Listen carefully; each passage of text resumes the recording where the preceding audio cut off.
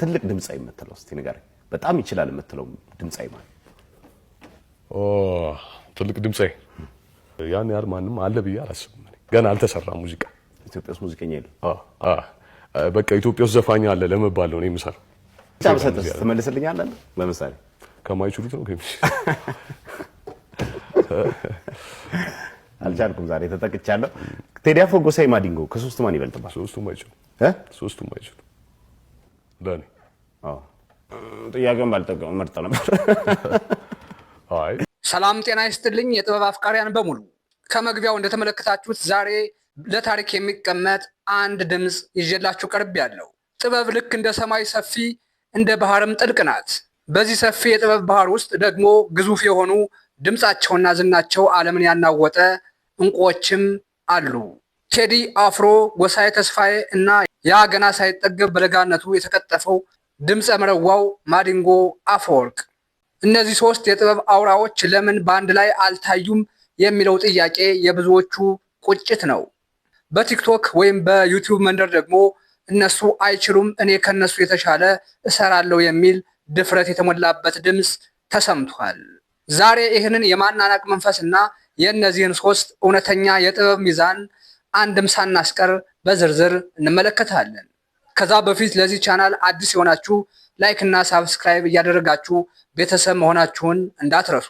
እንደሰማነው እነዚህን ሶስት ከዋክብት በአንድ ላይ ለማሰለፍ የተደረገው ሙከራ በወቅቱ ፕሮዲውሰሮች አልቻሉም በሚል ድርቅ ያለ ምላሽ ተገኝቷል።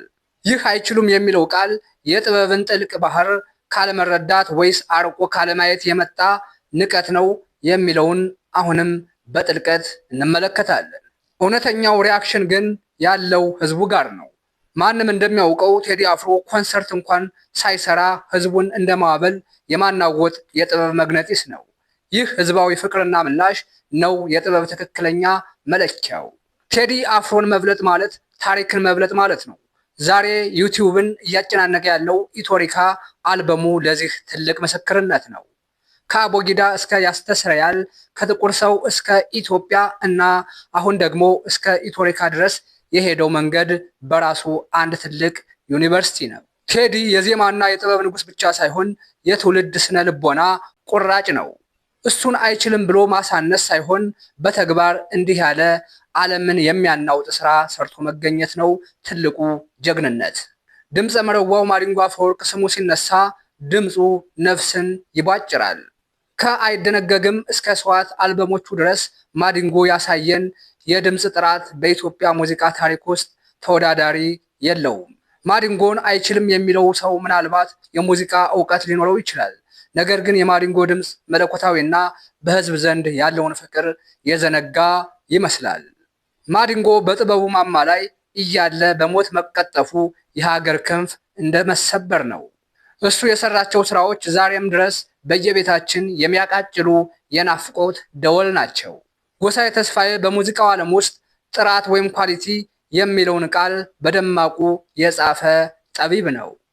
ከሳጣጥኝ እስከ ስያሜ አጡ የዜማ አሳሳቡና የሙዚቃው ቅንብር የሚደነቅ ነው። ጎሳዬ ለዘመናዊ የኢትዮጵያ ሙዚቃ አዲስ ቀለም የሰጠ ድንቅ አርቲስት ነው።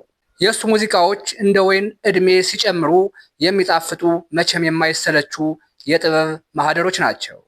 በቲክቶክ ወይም በዩቲዩብ ላይ እነሱ አይችሉም እኔ ከነሱ የተሻለ እሰራለሁ ያለው ተቺ ምናልባት ትልቅ እውቀትና ተሰጥኦ ሊኖረው ይችላል።